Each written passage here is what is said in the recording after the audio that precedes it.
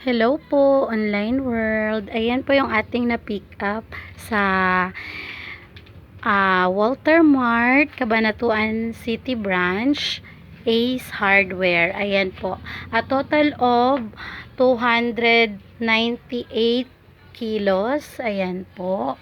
So, baka meron po kayo, bumibili po kami, pumipick up po kami around Nueva Ecija, Tarlac, Pampanga, boundary po ng Bulacan, boundary po ng Pangasinan, at boundary po ng Nueva Vizcaya.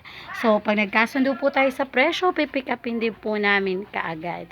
So, ayan po yung na-pick up naman po sa school, sa part po ng Imelda, Cabanatuan City. Ayan po.